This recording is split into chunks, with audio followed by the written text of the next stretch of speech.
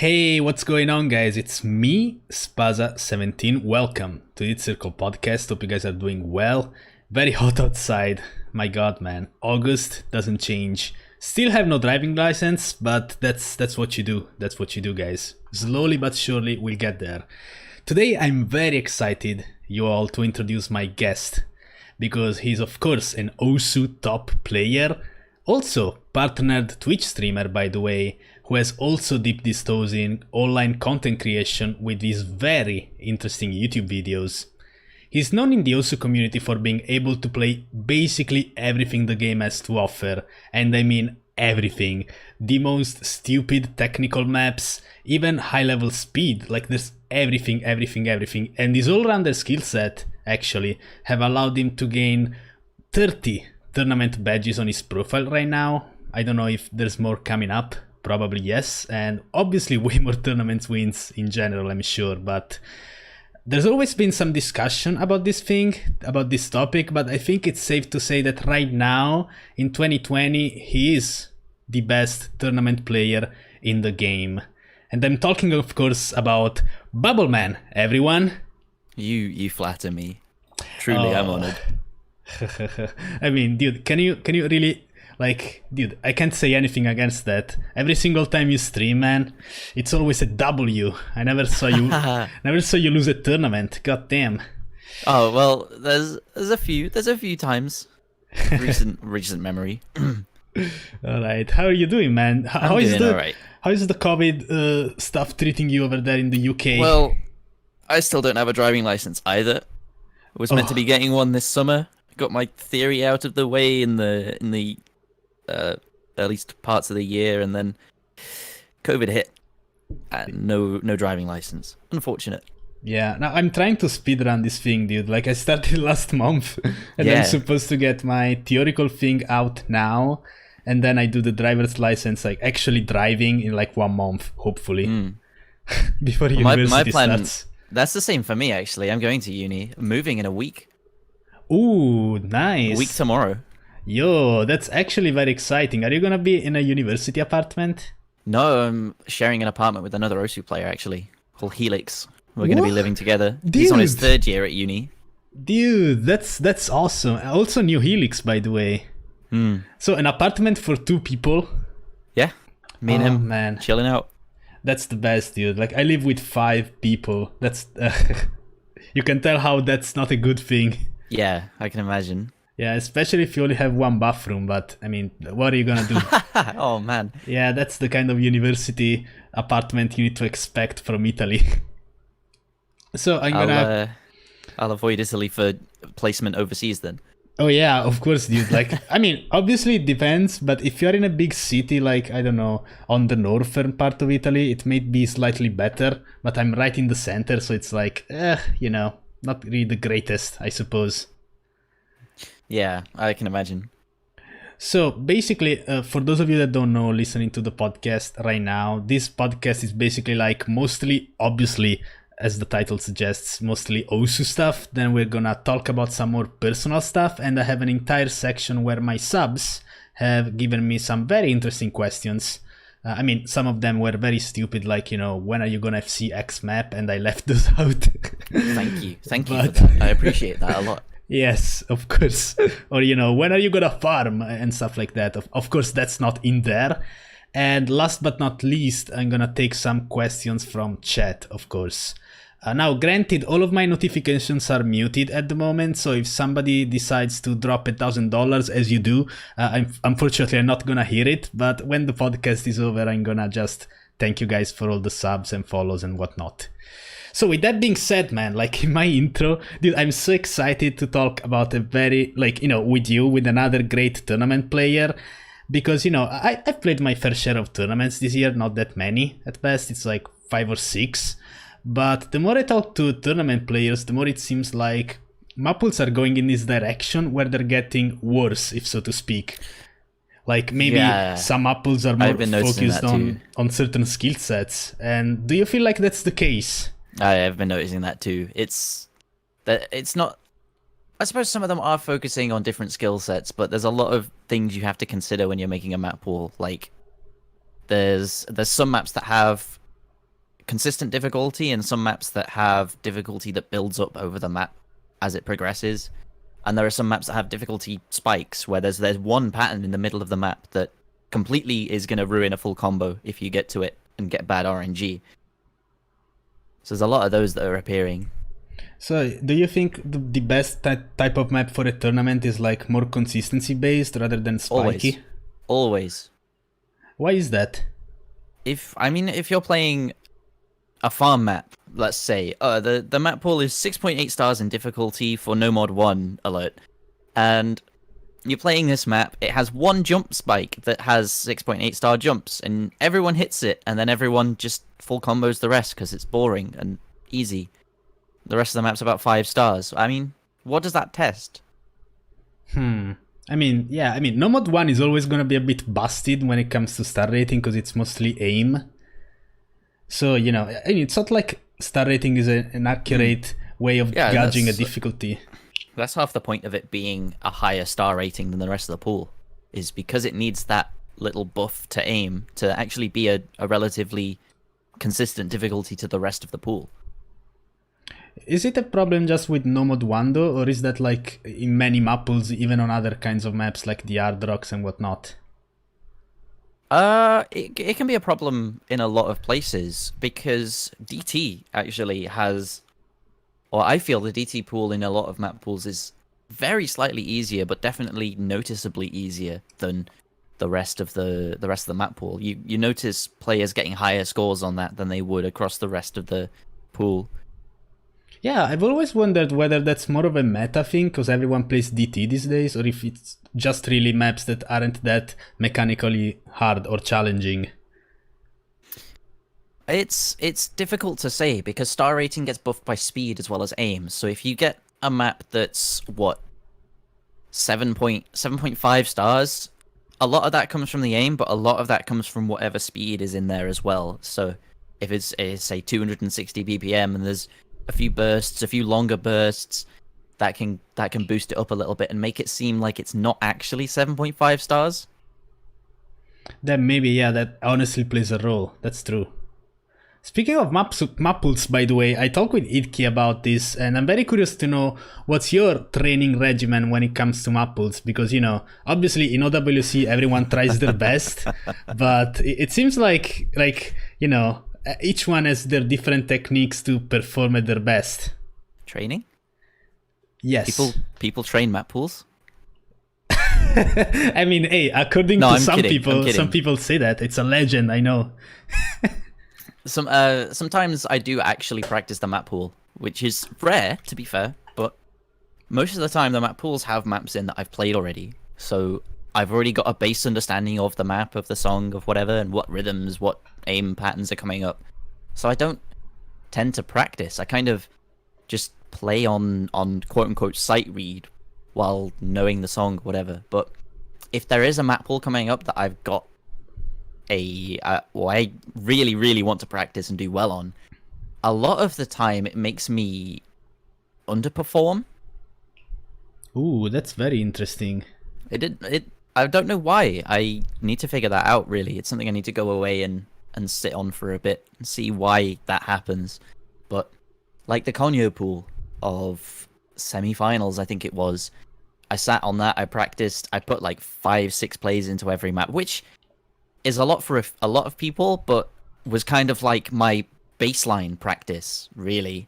Was like over a couple of days, 5 or 6 plays into each map is kind of, if you're going to practice a pool, that's kind of baseline for really practicing a pool. So it's like, 6 plays across different days, so it's like maybe 1 or 2 plays each day. Pretty much.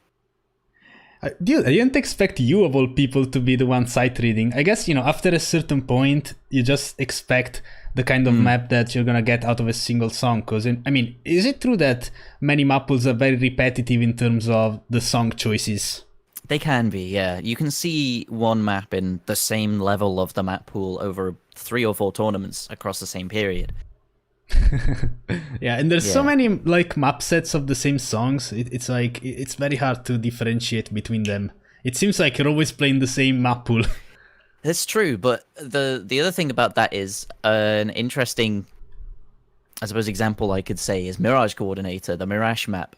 Yes. A lot of the time, the slightly lower star rating difficulty, I think it's the collab that gets picked in tournaments so often. You see it so often, you play it so often, that you learn the rhythms and you learn how the map goes, and then a map pooler decides, nah, I'm going to be different, and they pick the slightly higher difficulty, and it just completely throws you. Have you ever ran across that yourself? Yeah, I mean, dude, that map is everywhere. Like, there's no doubt. I think I was maybe in GAF once in a map pool. Like, it's very hard to remember, but I definitely like I've had tournaments where I've had the same song but different map sets and difficulties. So it's like one map maybe puts more effort in the jumps, like the focus is more on aim, and another one may throw some weird triples and bursts at you. It's all very complicated. But, you know, that's why I kind of like to practice map pools, but I have trouble with over-practicing myself, because then I start thinking, you know, in practice I did X score, so I should try to do X score in tournament, and then maybe I underperform because of that. Yeah, it's interesting as well, because a lot of the time I approach practice with the thought that I'm just learning the map. I'm just seeing what the map's like. And if I do try and go for the practice and go for the learning everything, learning how to hit everything, learning the rhythms, learning the aim, I overthink everything in tournament again. So yeah, especially when you're expecting one of those spikes, as you mentioned, you start thinking, oh shit, it's coming, the aim spike. Yeah. And then you miss before it, and you miss after it, and then you hit the aim spike. Yes, God. Okay, I guess it's more relatable than I expected. I thought I was bad. Yeah, no, that's pretty much exactly what everyone goes through, because all of the focus is on that aim spike already. So you're thinking about that, and then you don't think about what you're doing at the moment, and you don't think about what comes afterwards. You just go aim spike, aim spike, aim spike. It's awful. Yeah. It's almost like you have to play every map as if you're sight reading it. Yeah, I mean, maybe that's where it comes from, that you prefer to sight read, you know? So you have no expectations, you're actually just reading the map. Yeah, you're playing every note as it comes, instead of, oh, this section I have to worry about, this section I have to hit like this. You can kind of just worry about them when they come, and then just trust that your practice will pay off. There's an interesting comparison I drew a while ago now, and I've kind of stuck by it, was to speed cubing and the speed cuber community, which I was a part of for a few years back in high school. Was they sit down, and of course cubing isn't just you move the stickers around till you've got a white face, because they're white pieces and they have, say, green and red on them as well. So they have to be on the green, red, and white corner. You know, you're not just moving the stickers, you're moving every piece. So to do that without messing up the rest of the cube, you need a certain set of moves to do to move all of the pieces the way you want to move them. And cubers sit and practice these algorithms, and their times go completely out the window for a while they're learning the muscle memory to do with this action that they need to take. They need to recognize it. They're learning how to recognize it, so they're going slowly. And then they're doing it slowly, so their muscle memory builds and they don't mess up.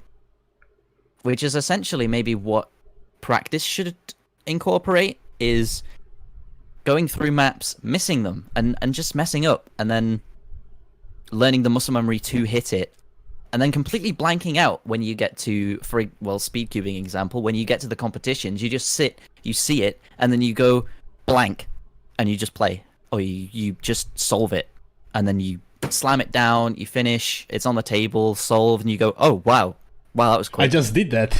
Yeah. Yeah, sometimes, you know, this is a very interesting thing you just said, because every once in a while, maybe you practice map pools and you can't FC, but during the match you actually do. Like that has happened many times to me, where, you know, I really suck in practice and then I just get my best score in tournament. Maybe that's like what it means in a sense, but I was very curious about OWC, because, I mean, obviously I wouldn't expect you to sight read in OWC, because that's the most important. Well. I guess it depends on the map pool, though. That's another thing, which is also why I need to really think about why practicing makes me just completely poo everywhere. Is in 2018, we played the map pool as a team maybe twice. And those were the only 2 times I played the map pool all the way through. I didn't pay attention. In fact, both times in practice, to feed into the meme a little bit, both times in practice, I FC'd me and you on Hard Rock. Yes. I was like, oh, okay, I wasn't paying attention. I just won't pay attention in the match. And just exactly the same thing happened. But then in 2019, I'll bring up the pool sheet, but it will only have my past 4 scores on it. I can remember I played every single map in that pool, including the generic stuff, including the normal stuff. Did you even 10 practice times, the minimum. 10 times? Holy. Yeah, for the grand final. And that's a lot. There were some maps that I did really well on, like Ouroboros, which I could have, I feel like I could have FC'd, but I was overthinking patterns, of course. And there were some maps that I feel like I just completely dropped the ball on, which includes No Mod 1, No Mod 2. And it's just interesting to me how practicing made me play way worse. I mean, it could have been to do with my mental at the time, but that my point still stands. It was just kind of, it was just an interesting thing. Did you also play the tiebreaker lots of times? Because I mean, the tiebreaker I played 4 or 5 times. Yeah. Yeah, that's actually a lot because that map is very long. It was pretty much every day I played it twice, maybe 3 times, and then the tiebreaker I'd play once at the end. Because, of course, it's a tiebreaker you play at the end. Yeah, of course. So, like, the whole idea is that, as of recently, I mean, it's not like you were never bad at tournaments. Like, obviously, you have always been great, but it really seems like in 2020, like, you are going beyond what was thought to be possible by many players. Is that because you changed the way you approach map pools, like practice and all of that, or just your mental state in general, you think? I think it's a combination of a lot of things. I feel like my peak in tournaments was in 2018. I still don't feel like I've performed as well as I did in 2018 and early 2019. Like, that match against Vaxei, I feel so bad for losing, but I also feel so good because I don't think that's going to be matched in terms of raw performance for a long, long time. Game loss to Grand Finals? That was a big match. Yeah. Damn, I remember Still feel like I could have won that. But, of course, I over-practiced. I played the tech map too many times. I played the free mod maps too many times. And then, at the last second, I switched my mod that I was using, and I just completely... I overperformed and then missed something completely random that I was overthinking. Oh, that's, it's very interesting to just hear the different opinions on this, because Idki basically said the opposite, where it's better if you actually practice, so you know the maps instead of just going sight read. I guess it just varies from person to person, really, in the end. I feel like Idki has this incredible ability to read a map every time he plays it and not just drop his focus anywhere. He has this innate understanding that he needs to read every note and play it as it comes. It's exactly the same as me saying, oh, I've practiced a map once. I saw all the hard sections and stuff.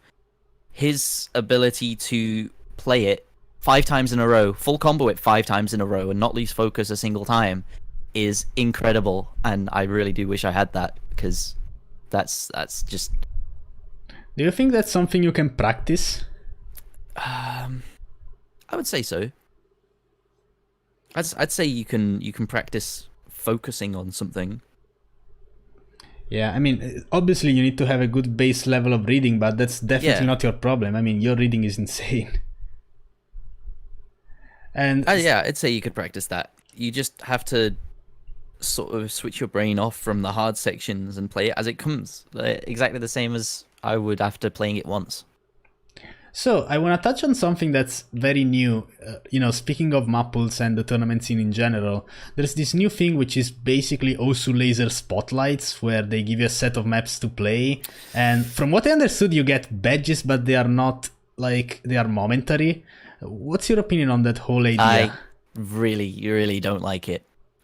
I've said this on Twitter a few times. I really don't like it, because you could play for 2 hours on those spotlight maps, and then Peppy could just change something in laser, and all of your effort is completely invalidated, and it was pointless.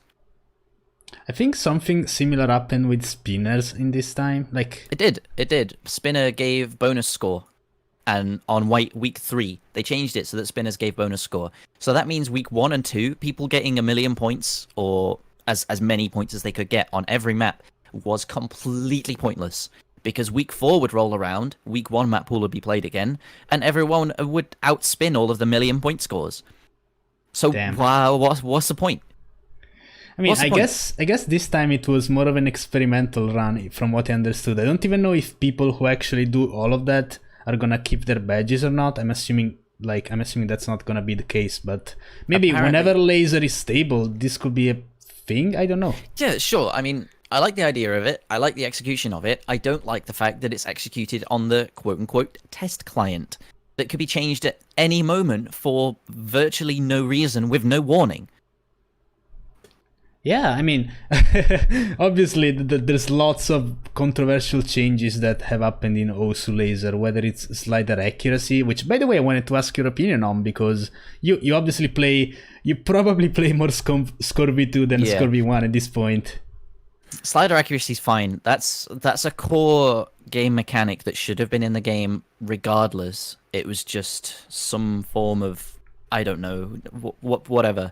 However, core game mechanics I don't think should ever be changed in this game. I think maybe some can be added, like hold notes. As long as hold notes are readable, they can be added. But yeah, slider accuracy. Essentially, like it changes kind of like the way we play maps as of now, and lots of maps rely on the fact that there's no slider accuracy, right? So maybe that's why, like, it's not a great idea, but conceptually speaking, it should have been there from day one. Yeah, I'd agree. And I feel like slider accuracy, some maps weren't designed with it in mind, but you can play around that because the maps have to have followed the rhythm to be ranked. So there should be some semblance of rhythm there. As long as you tap accurately, you're going to hit 300s. As long as you then follow the slider end, you're going to hit 300s. I don't think it matters as much as people think it matters on the maps that are designed without slider accuracy in mind. Have you gotten the chance to actually try laser? I tried it a while ago. I've not tried it since. I've not tried it on Linux either. Oh yeah, like I know you're on Linux now, right? Or at least for your streaming PC, from what I understood. Yeah, I was gonna add to that as a reason that I think my performance has stepped up in 2020 is because I removed as much input latency as I could near the end of 2019, which maybe that's also why I underperformed World Cup towards my standards. Of course, I did play pretty well, but yeah, to say the least, dude. Yeah, that might be why. I removed all input latency, I removed all audio latency, so on and so forth. I think the last change that really helped, and the one that happened recently, was my PC upgrade. Whereas before I was on an i5 3rd gen, I'm now on a Ryzen 3700, and the increase in processing speed, maybe not even processing power, just processing speed that happens just meant all of my inputs felt so much more responsive, to the point where I couldn't play for a week or so because everything I was doing on the game just made my aim feel like butter. I couldn't move my cursor without it just completely going where I didn't want it to go, and I was thinking, why is this happening? It's just moving how I don't want it to move. It feels like it's moving before I move my hand, and then sliding a little bit too far. I guess you were used to just having a bit of like input delay, or maybe not even input delay, just Windows/old PC delay. Is there really that big of a difference between Windows, probably 10, because Windows 10, goddamn dude, that sucks, being forced on everyone, but is there a big difference between Windows 10 and Linux? Yes, I would say so. Windows 10, allegedly, I haven't actually tested it out, but allegedly you can get Windows 10 input delay down to about 10 milliseconds. And yeah, that's all well and good. And Putin's Linux guide says he got his Linux down to about 12 milliseconds. But I think that's not entirely true, because he was using a digital audio converter on his desk, which plugs in via USB and processes audio given to it by the PC to output to your headphones. I've got my headphones plugged into my motherboard, and I've had that plugged into my motherboard. Even my old PC, it was plugged into my motherboard, and I was getting 1 ms. And there was no delay between me hearing my key pressed and the hit sound sounding. So I could play without hit sounds. You mean on Linux? Just completely fine, yeah. Holy shit, man. 1 ms? That's insane. There's a lot of people that say, "Oh, I can't play on speakers," and the reason they can't play on speakers is because the hit sound doesn't sync up to the keyboard tapping. So you tap when you tap when you want to hit the circle, and you expect the key to hit and the hit sound to play at the same time because you're tapping to hit the circle, and that doesn't happen, especially on Windows 7. In fact, from Windows 7 to Windows 10, I went from 120 milliseconds of audio delay. So I'd tap my key, and a tenth of a second later, my hit sound would play. And that's a lot. Damn. Considering AR11 is 300 milliseconds. Have you tried playing with speakers on Linux? Does that actually sync up? Fine. It does. Completely fine. I tried to rig it so that my stream could hear it, but I haven't actually gotten that sorted yet. Maybe I'll just make a throwaway Twitter video on it at some point, because I genuinely think people need to hear it to believe it. So basically your own keyboard can be your hit sound if you play with speakers. Yeah, exactly. Oh my god, man, that's unreal. The dream, dude. I never saw this as a Windows 10 user. Goddamn. Yeah. I guess I should experiment with that.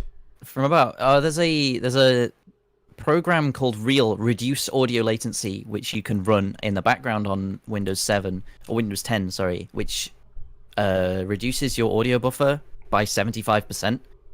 So it goes down from it's a lot more than that. It's 87.5, I think, because it goes down from 20 to 2.5. If what I'm reading is true. I'll send it to you in DMs if you want, or I'll put it in Twitch chat or something for people to check out, because I've been running it every time I had to play Windows or OSU on Windows.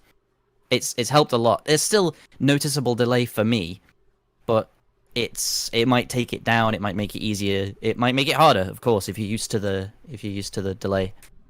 So is this something that has to do with Windows and every single game, or is it something that just happens in OSU? There's an inbuilt Windows audio buffer of 20 ms, which you can't really remove without workarounds. Whereas Linux doesn't have that, of course, because it's just as it comes, basically. That's very interesting. Or it does have it, and you can switch it off. I'm not sure. So, I mean, if you want, you can just send it to me in DM, and then I will put it down there in the description, because of course it's going on YouTube, as you guys know. Yeah. But yeah, I mean, everyone in chat that wants to use this, I guess, whatever, just link it in chat, it's fine. I'll link it in both. All right. So now, speaking of tournaments, once again, I was curious on one thing, because every single time there's an argument about rank restricted tournaments, people say they shouldn't give badges. Would you agree with that statement? The badge system would need to be changed, in my opinion, because right now badges are worth exactly the same in open rank and in rank 1k restricted, rank 10k restricted, any restriction, basically. I think there needs to be a very slight change, but at the same time, they're not treated the same, really, because it says in the badge what the tournament rank range is if it's a multiple rank range tournament. So it's interesting. It's an interesting topic. I'm not entirely sure which stance I have on it. I enjoy watching rank restricted tournaments because a lot of the people in rank restricted tournaments are incredible players, and they deserve support, really. Some people make the argument that if those rank restricted tournaments didn't give badges, D-ranking wouldn't really be a thing. And by the way, I don't even know if D-rankers are exactly a thing either now, because there's a clear distinction between actual skill and what the PP system represents. So it's yeah, I enjoy that. Yeah, it's very, very hard right now to even establish whether someone is a D ranker or simply someone that just doesn't play the shit PP maps. Yeah, there's a very definite PP meta at the moment, and I enjoy the fact that tournament players exist simply because I enjoy much more watching people who can play Osu, not people who can play the PP system or gain PP and get higher rank. I enjoy watching people who can play Osu more than I enjoy that. So in your opinion, I mean, obviously, I don't think it's a hot take to suggest that the PP system is not representative of all skills in the game. Do you think like the new PP rebalance or any PP system really can maybe help with that? Or do you think there should be like different rankings? Because I think there is some rankings regarding tournaments. I don't know about BWS, which I think is something about badges, right? Yeah, there's a lot to do with tournaments. And I think the PP system, I've done a lot of research into it recently and over the last year or so. Maybe you'll touch on that later, but the system itself, I think the major mistake happened when TP was converted into PPV2. Yeah. Did you know there was originally a PPV2 that wasn't TP? I don't think TP was ever implemented in the actual game, though, right? TP is PPV2. I mean, it was directly ported from TP to become PPV2. Yeah, except there's no more differentiation in between skills. That was a thing in TP. That's exactly where I think the mistake was made. Yeah, I mean, many people nowadays kind of want to have a PP system when there's differentiation in between skills, just like what PP Plus was conceptually. Yeah. But I don't know whether that's easy. It's really sad. PP Plus is reaching end of life at the end of this month, so if you want to see that stay, then contact Siren or say something, because that's going to be gone soon. Oh man. Dude, I used that website to find lots of cool maps off of like Adam QS profile and stuff like that. But that was like years ago. Yeah. Nowadays it's dead basically, but it had changed a lot. So I didn't find as many cool flowy maps, if so to speak. I guess it's also kind of hard to differentiate between all the different skill sets given how many maps we have those days, right? It is difficult. I know that one of the flaws with PP Plus was the precision rankings was just flow aim. And that's all. It was just flow aim. There was no CS 7.8, CS 9.1 plays on the top of precision. It was just all Space Stream stuff on Hard Rock. Yeah, but that's what... Dude, we also had Osu skills where it's like complete opposite. So, a 2-star CS 8 map is worth more than all those Hard Rock ones you just mentioned. Yeah, pretty much. I guess the middle ground would be the best. If only there was one, really. If only it was possible to make one. Yeah, I don't know if it's... I'm sure one will come along at some point. Yeah, like, the one thing that, the community is obviously changing a lot. It's changed a lot all throughout time. Even just maybe the average age group of whatever players, like, I definitely feel like now players are a lot more, like, younger. Yeah, I'd agree with that. But the PP system is that one thing that never really changed all throughout those years, and I guess that's why it's such a big thing that people want to change it, and that's why the PP rework is so, successful conceptually. Yeah, it's interesting to think that it's the longest a system has been without being overhauled or reworked is PPV2, because we had score ranking from 2007 to 2012, early 2012. Then mid-2012 to late 2013, early 2014 was PPV1. And then PPV2 was 2014 to 2020. So we've been here 6 years. Something needs to change. Something needs to be looked at. And something needs to, change. So, wait, when did you start playing the game, actually? I started November 2014. Oh, okay, dude. I thought you were an even older player because of the things you just mentioned. Okay. Dude, I was scared. I just do a lot of research. Yeah, that's cool, man. Like, that's great. Knowing about the Osu past, that's great, man. Like, I started in I also created my account in 2014, but I actually started playing in 2015. And like I didn't know what PP was until I was already like ranked 30k or something. Then I discovered Tillerino, and because at the time you used it to play Setting Sail Coming Home. Those days, man. Yes. Those were the days. Nowadays, I guess with PP being as inflated as it is right now, it's kind of hard to keep track of newer players, players that rise to the top. Are you more interested in following up with tournament players, new tournament players, rather than people who are high rank? Yeah, I'm a lot more interested in tournament players, especially in the UK. I feel like a lot of our newer players are gaining ranks and then sort of slowing down a little bit. Like, say, the Zyfox, Malteser, even Kingling, he's gained a load of ranks, but he's still around rank 300, 400, and has a really rounded skill set. They're all these new establishing tournament players that I think are far...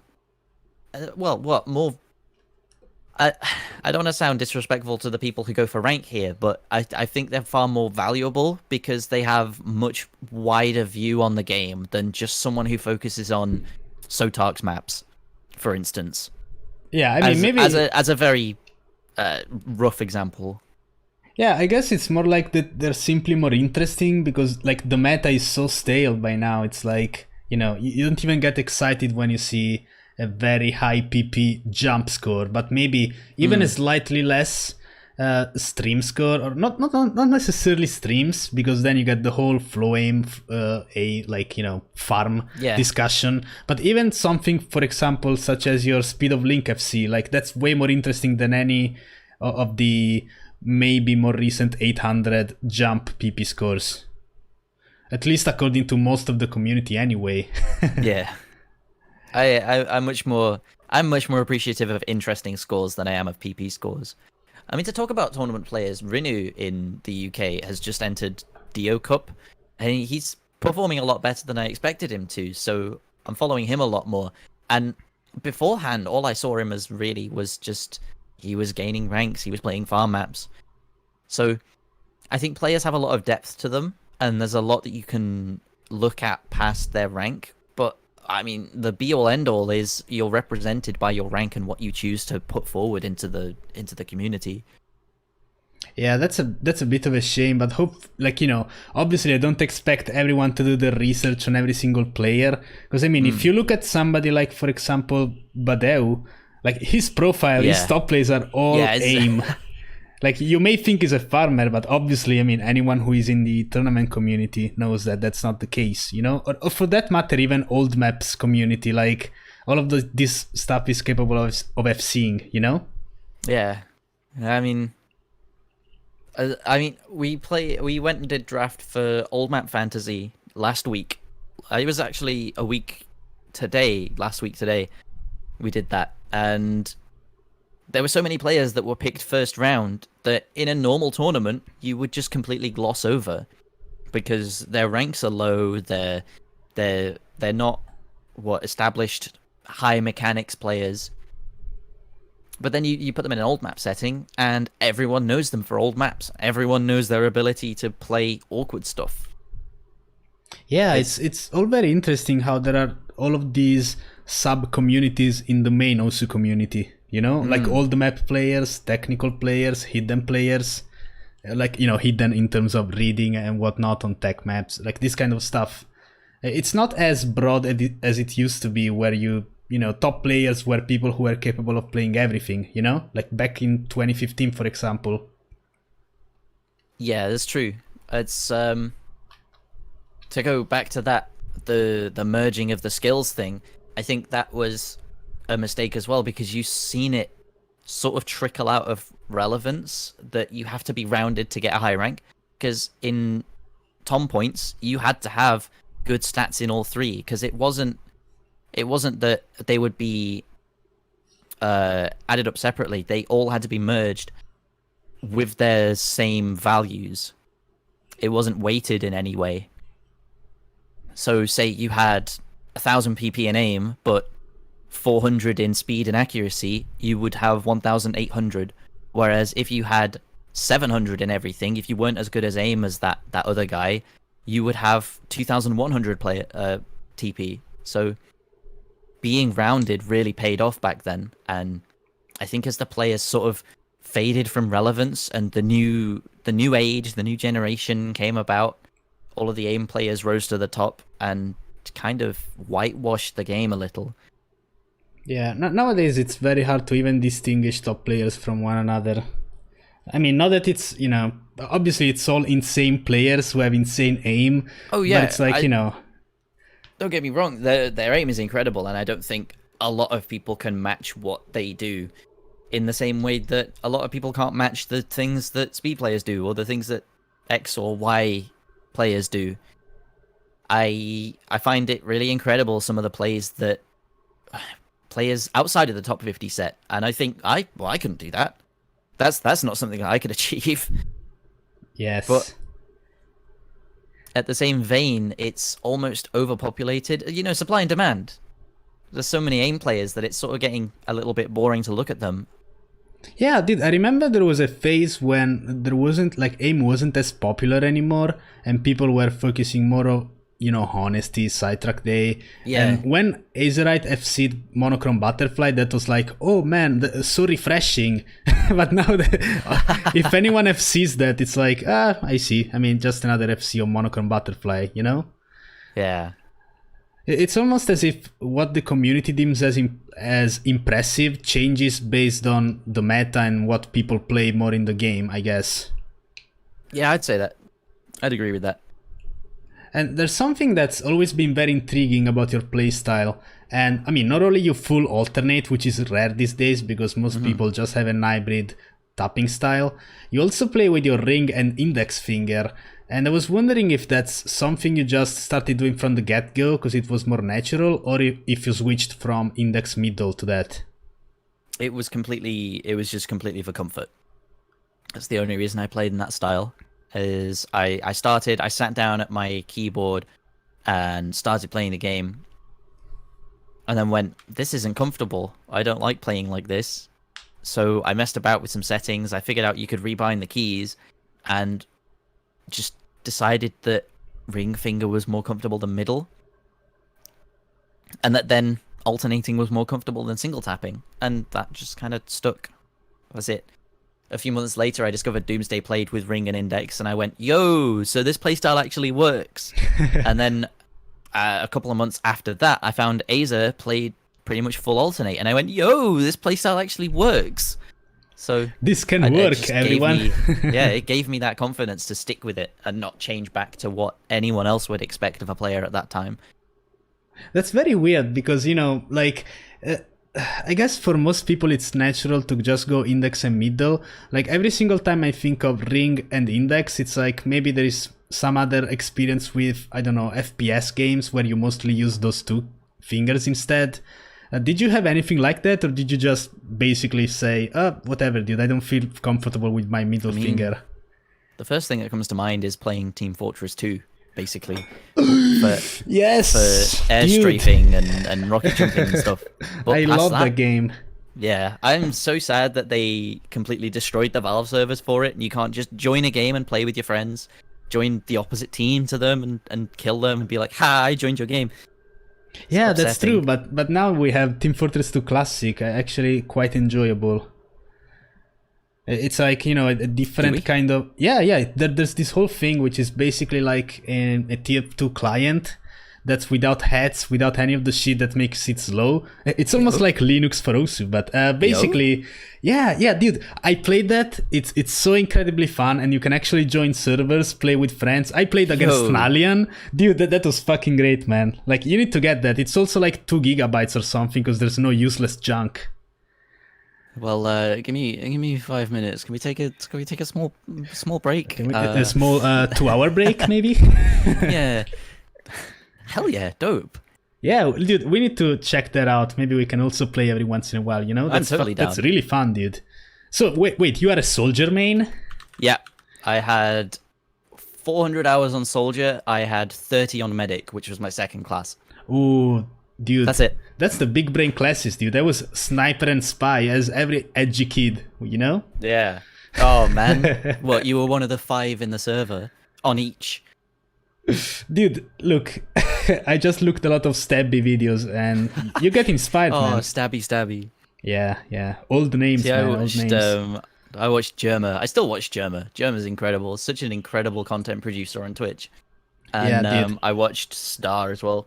Yeah, Star was great back in the day. I don't know, I think now he's more of an Overwatch kind of guy, maybe Yeah. Valorant perhaps. I never really followed him after he quit YouTube, basically. He's still around. I still see him on Twitch every so often. But yeah, it's sad to see almost the downfall of people you've been following for so long. Not even downfall, they just get bored. Yeah, Jerma But- instead, oh well. it's always refreshing, you know? He never really stopped. He's always on top, man. He is almost the only entertaining Twitch streamer ever. It just I don't know. He It's never very- fails to entertain yeah, ever. It's very innovative kind of streamer, I would say. Yeah. It's funny because back in the day when he was together with Star, it's almost like he was just Star's friend. But then he rised on top, you know? Like Yeah, now he's completely eclipsed him. Yeah. God, the production value he puts into his streams too. I wish I could reach that level one day. Yeah. Just incredible. So, something else that I'm curious about is about your skins. Because, I mean, obviously, you know, you can have Okay. different skins, you can play in whatever way you want. And I'm sure it's been well established that you can get good and great with every single type of skin. And you know, in today's meta, I think many people have more skins. For example, white hit circles for high approach rate and stuff like that. But you know, your skins are very weird to me because it's like there are so little changes. Like between your nomad and, for example, another skin, there's like it's the same combo.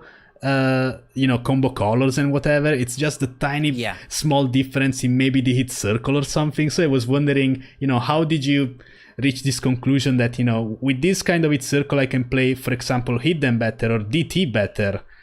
It's just kind of naturally happened over time because of preferences, of course. I noticed that I preferred having the white hit circle Raphis skin. Of course, it's almost famous at this point that you play 10.3 or above, you use Raphis skin, the old Raphis skin, the one that's based off what was it? Shagan's skin? Yeah, I think so. And then Wobbuff kind of took it. But I think even before Shagan, it was somebody else. Who knows? Skins are almost like you release it into the world, it's not yours anymore. It's the community's skin. It's everyone's. Yeah, it's really sad because I use Emperor Penguin's orange hit circle and people say it's my skin and I'm like, yo, dude, that's not mine. Come on, guys. I remember when that was a private skin. Yeah, good times, man. You'd see it on his stream and type !skin back when that was a very rare command to see in a Twitch chat. Yeah. And Raphis skin was my go-to for 10.3, and then I decided that I couldn't read it. I was always reacting to it. I wasn't reading it. So I added in a little glow. It was inspired by Itki's skin, actually, because his has a little glow on the outside of the circle and the inside of the circle. So I added a very slight glow to it, and then decided that, this was a lot more readable, but for higher approach rates, I still use that Raphis skin. So that's the two I use for DT. The normal skin I use for hidden, hard rock, nomad, all of that sort of stuff, has no follow points. And I think you said as well, follow points are distracting.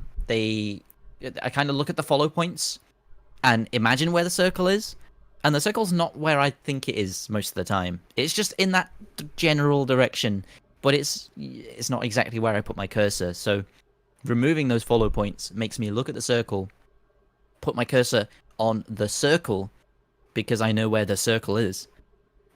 You know?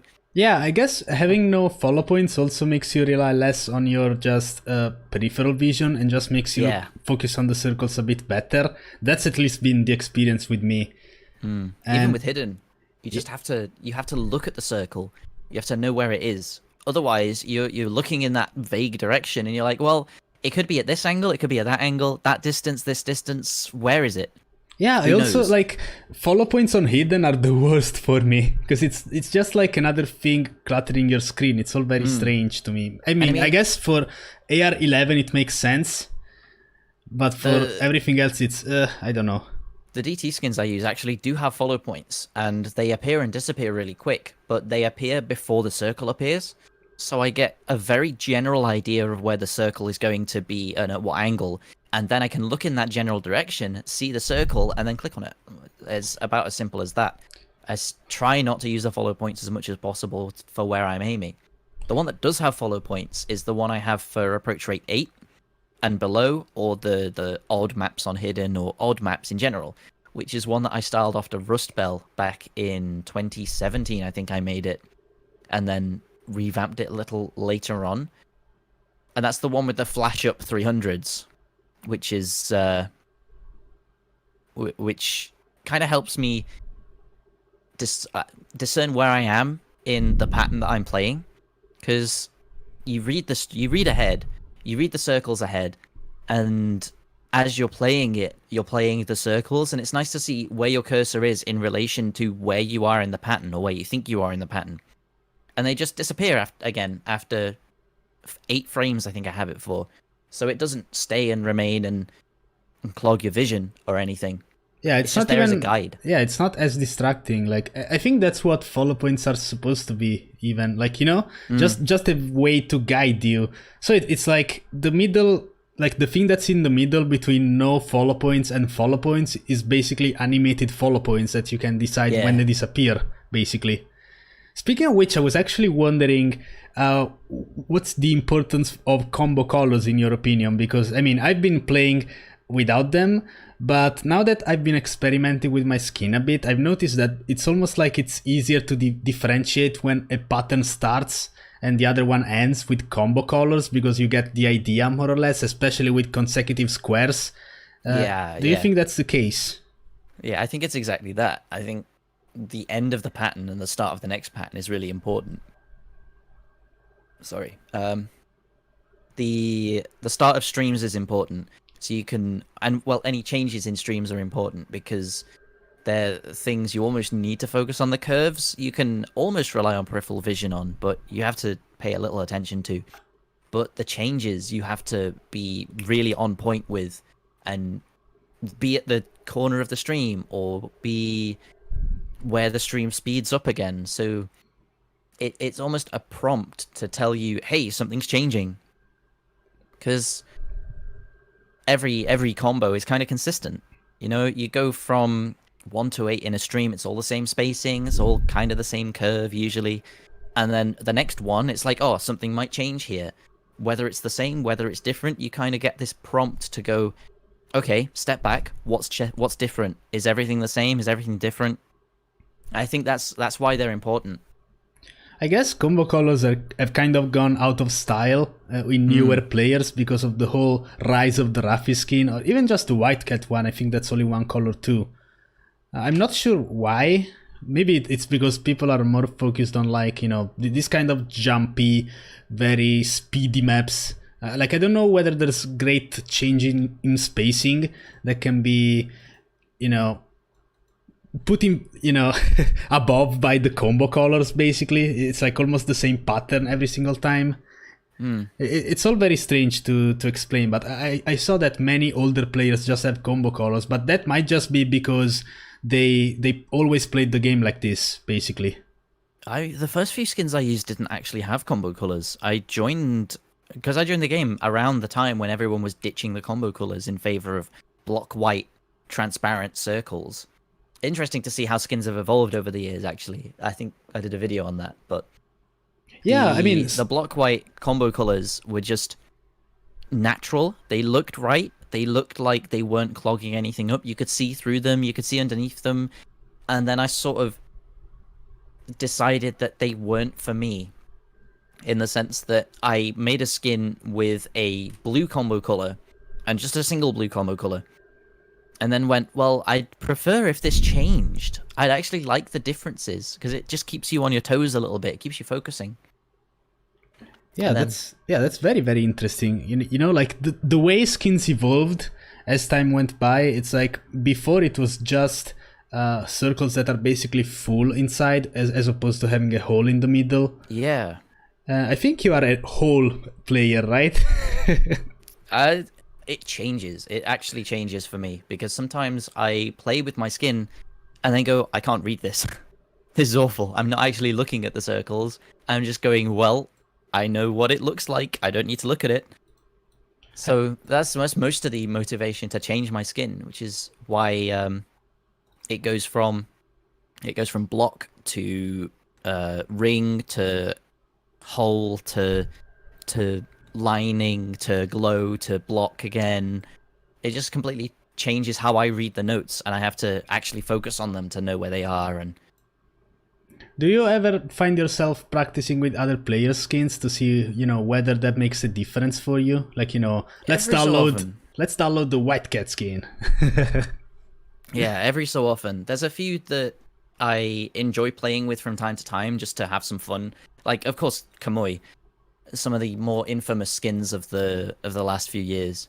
But I'll always find myself gravitating back towards my own skin, mostly because the combo colors are set up in a way that I can just recognize them, compared to, they contrast because they're all cold colors. They're green, blue, purple, and they completely contrast with the warm color, which is the red of my cursor and the red of my slider ticks and the red of my reverse arrow, Yeah, like it's all very interesting, the thought behind those colors, because I think the very first skin that did that was either Rust Bells, or there was that one skin that was widely used around 2016, I think. It was called like Relaxing or something. It got famous because of Lua. But yeah, it's like, it was all a different set of colors that was very well thought. That's all very interesting. Like maybe that's a bit of a lost thing now because of the whole rise of the white Hitcircle, I guess. Yeah. Color theory is definitely an interesting thing to discuss with skins. It's always interesting to see people who have skins with the cursor the same as their hit circles, because I would completely lose my cursor in my hit circles if they were the same color. I would have no idea where it is. Yeah, like my skin is completely orange, the one from Emperor Penguin, and even my cursor is. And I did some research and I basically found out that the opposite color would basically be blue. And when I tried to make my cursor blue, it's almost like it was too visible, and it was like, holy shit, dude, I don't like this. Yeah, it's strange. A lot of players play on intuition and muscle memory, and they trust where their cursor is. I'm one of those players that almost needs to know where my cursor is in relation to the circles. I think that helps me, but it would hurt others, of course. Dude, I just broke the code. What if you practice a map pool with another skin, and then during the tournament you play with your skin? So you're like sight reading. Right, yeah. Damn, I just fixed you. Let's go, man. Yeah, okay, right. Never missing a single note in a tournament ever again. Well, guys, it's over. It's over. I'm sorry, everyone. Or at least people that want to do 1v1s, because, team tournaments can't rely on a single person. Well, most of the time. I mean, yeah, you can definitely tell me one thing or two about that. But yeah, is it safe to say that there's been a big change in your mindset, though? Because I remember you having some issues in the past when it comes to, either just bashing yourself too hard after a tourney loss, or maybe just going after that inspiration, like, aspiration of perfection. I see that right now you are way more relaxed. I don't know if that's only me, but that's my interpretation at least. And by being more relaxed, you also are just on a roll with wins and even single player scores. I definitely feel that. It's come from me stepping back and realizing that it's not really something I should be taking seriously, if you know what I mean.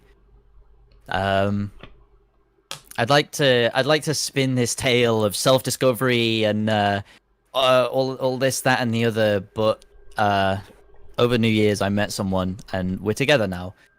She's helped me a lot with how I see the game and how I see other people, and how I respond to praise really is different. Because before I'd think, well, I could have done better, and then now I think, yeah, and so what? Yes, yeah. I'm the best, so what?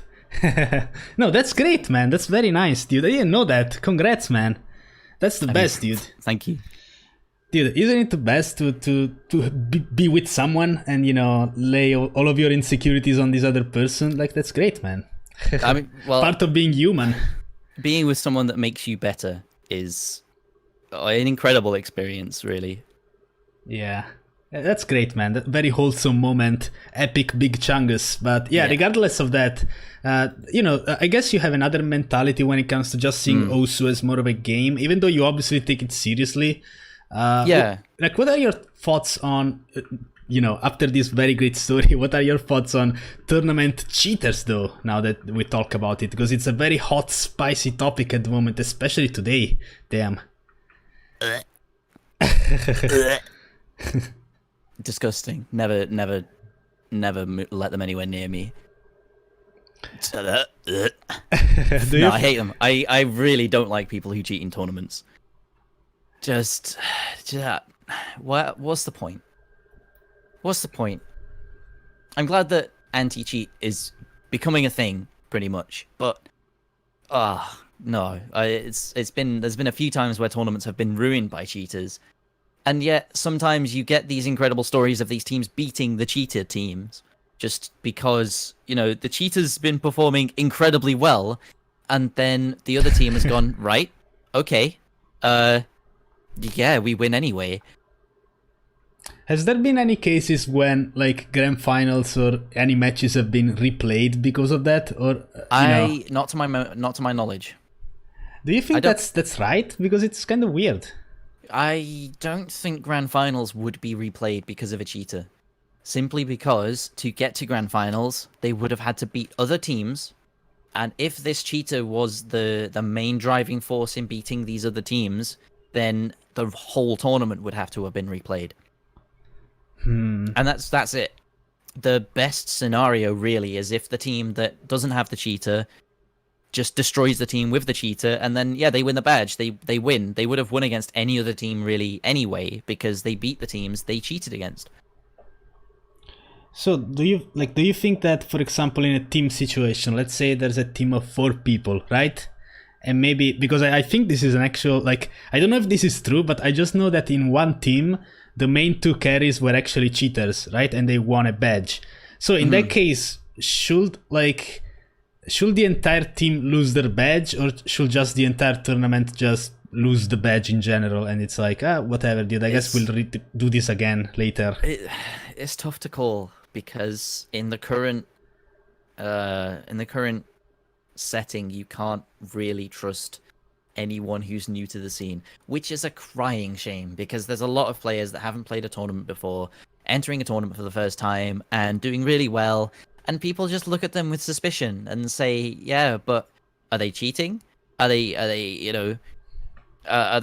pulling the wool over everyone's eyes? Do they just want a recognition for this?"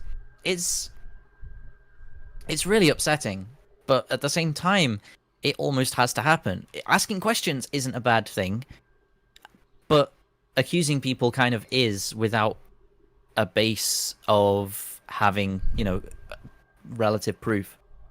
Yeah, I mean, it's very hard to get proof these days, especially with tournaments. It's hard enough with single player, but tournaments, I don't know, dude. I guess I don't want to really talk about bad graph or anything, because I don't know whether that's confirmed or not. I just know that live playing a match and doing really badly, is something that can actually happen even to a good player. So at that point, it's like... Oh yeah, of course. How hard is it to get proof in those terms, It's tough. Because at this... Again, at the same time, it's you could have this team that's just entered a tournament for fun, and then one of their players pops off, and well, what do you do then? Do you report the guy on your team for popping off? There was a moment in Konyo Cup, actually, not this one just gone. It was the one last year. It was the one against Flavin. Oh yeah, and Krez, I remember actually. that, dude. I remember that. The Bubbleman mode became a bit Bubbleman of a meme. OWC mode. Yeah, bit of a meme in the tournament community these days. It was Flavin and later Krez that got banned off that team, and we beat them. Flex. Yes, the real Bubbleman. See, but during the match, almost everyone on our team was saying, "No, he's cheating. There's no way he's playing that well. He's cheating." do we report him now? Do we report him after the tournament ends? It's tough. But I guess he got banned immediately, right? Was that after the match? He got banned, I think, during the match. I don't know. Ooh. I think it was during. Oh boy. No, it was after. Sorry. It was definitely after. So, I guess you have had a bit of a different experience because you have actually played the Osu event tournament. That was like LAN IRL. Man. What do you like? Did you think that tournament was very different from every other experience, and was that more fun or more engaging? It was a lot more fun because you could banter about on the tables. I remember playing against Bartek, and don't tell anyone, but Bartek was taking a shot after every map he won. It's not underage, and it was a lot of fun because it was just that atmosphere, you know. The whole we're here, we're all passionate about the same thing, we're all enjoying playing it. It was such a blast. It was so much fun to play. Yeah, even having a live audience reacting to things as opposed to Twitch chat, I suppose.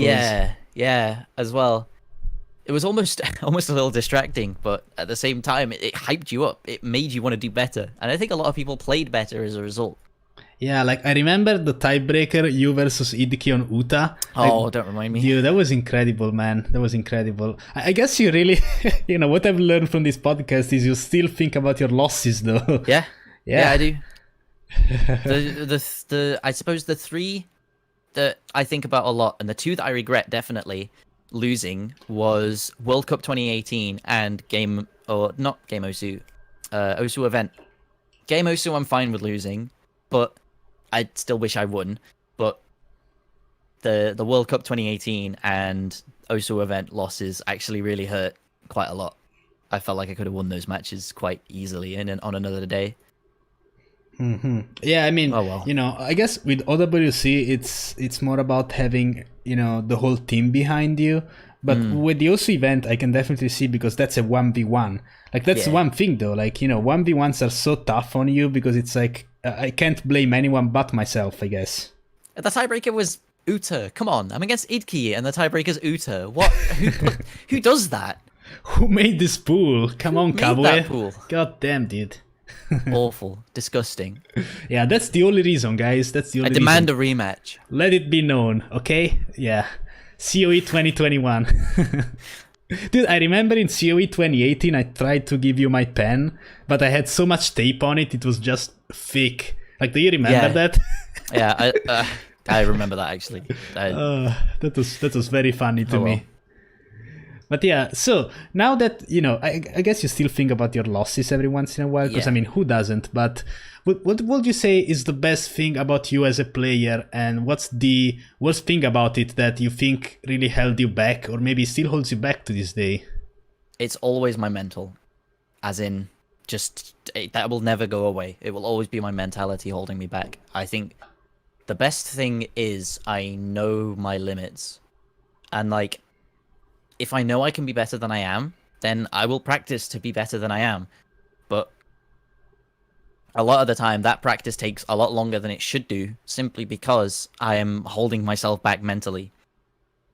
And in the same vein, I'll over-practice stuff, or I'll under-practice stuff, so on and so forth. And that'll all down to mental, is like, oh, I can beat this guy easy, or I really need to practice to beat this team,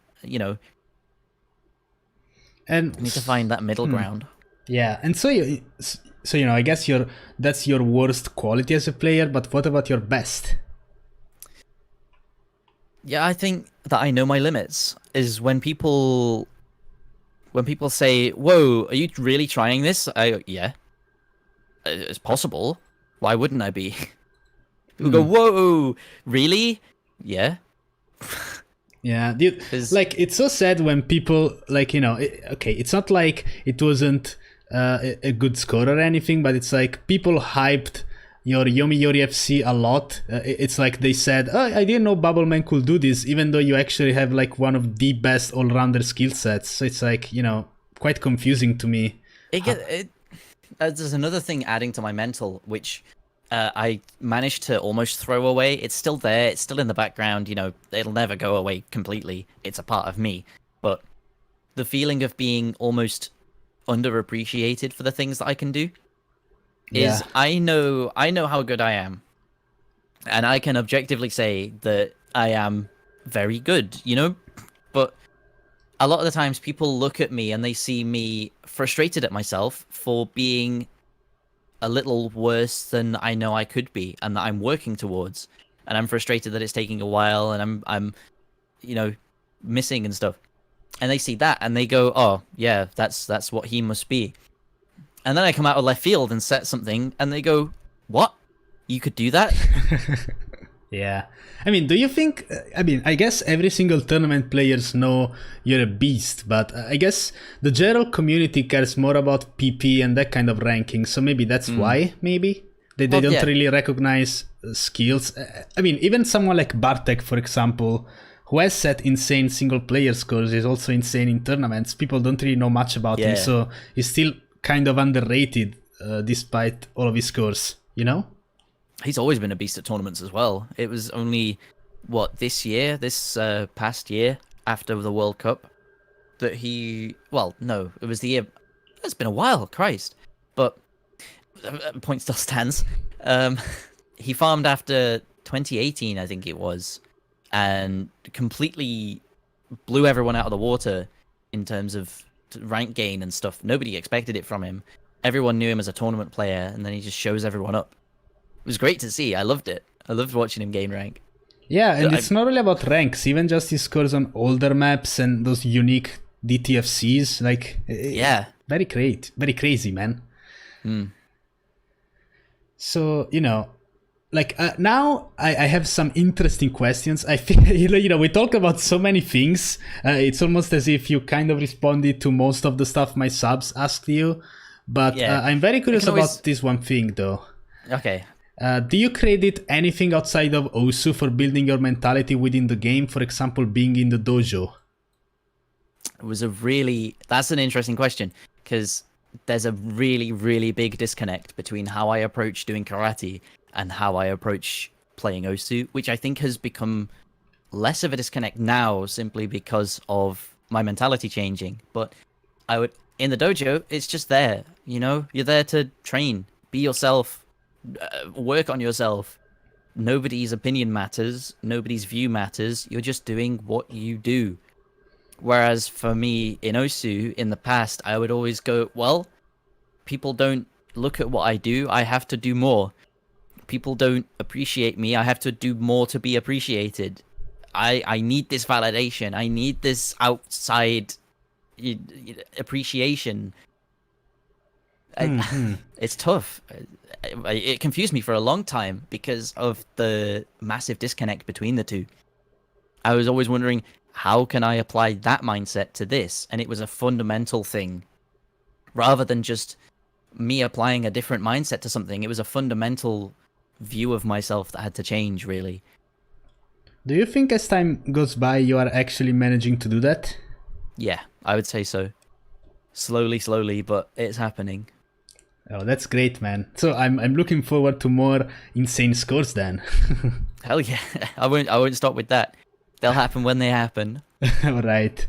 So now, when it comes to the more personal questions, this is something I ask to every single guest. I was wondering, obviously you mentioned the dojo, but other than that, outside of the internet world, what does Bubbleman do? What are some of your other hobbies that people may not know about? Yeah, well, at the moment, I've felt very stagnant for a long while because I've been essentially just playing Osu to keep myself going for the last few years. I said a while ago that I'm going to uni in a week's time, actually. So that's going to start up. That's going to be an incredible, life-changing experience. I feel like if the mentality shift hadn't happened at the start of this year, it would have happened with me going away to university. Simply because it's that big monumental change in what I'm doing, where I'm at, what my routine is, so on and so forth. Dojo, karate, I've been doing that I'm doing martial arts for 14 years now, almost to the week even. Ooh, that's nice. I've been going same club, same people, same friends basically for 14 years, and I'm going to be leaving them behind next week. It's almost emotional, but I've still got a week to go with them. Before Corona, I went to the gym to get ready for my third Dan grading, which I achieved, and then like the week later, everything locked down, so no more gym for me. Yeah, dude, that sucks. Especially really if you're felt like it. me and I already paid for the yearly subscription. God damn man. it. God damn it. Apparently, how it's working in this country is it gets credited back to you, so you'll get the rest of the year you're owed for how long it's been locked down. So I'd chase that up. I wouldn't worry about it too much. Dude, I wish it was like this in Italy. They just take your money. They just took your money. Oh no. Yeah, they take your money. And in fact, I think I'm gonna change gym.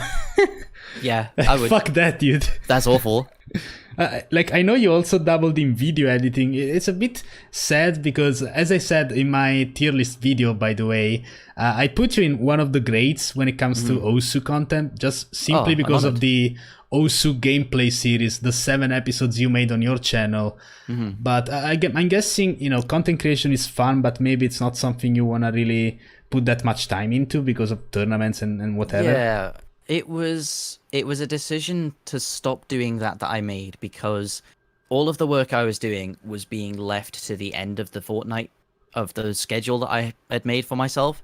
I was just not interested in it. And then I realized that, again, going back to this need for appreciation, validation, that I wasn't getting anywhere else. I mean, that's really the root of the mental issues, but that's another topic. I decided to stop doing it because I was doing it for the wrong reason, you know? If you're doing something just to get that return from it, then why really are you doing it, you know? So I guess, you know, it was less about just your passion for creating content and more about the attention and positive feedback. When I was doing it, I was enjoying it. But when I wasn't doing it, I didn't want to do it. That makes sense. Yeah. So I guess it's something you can always try to do. It's just like every single thing in life. You know, I want to try to do this, and maybe when you start off, you're very determined. But then, as time goes by, the more you do it, the more you really start to understand whether it's actually something you want to pursue or continue, or if it was just a phase. You know. But it's a big shame just because your videos were so good, man. God damn. Yeah, I thought you'd touch on it again, which is why I mentioned something earlier and left the topic. I'm currently in the works of a video, so maybe it'll come out in the next... let's have a look. When does PP Plus get discontinued? It'll come out before the 1st of September, hopefully. Maybe a couple of days after. Ooh. But it's not something that's like... It's going to happen every fortnight again, but it's something that I made or started making a few years ago before I decided to just completely quit doing it.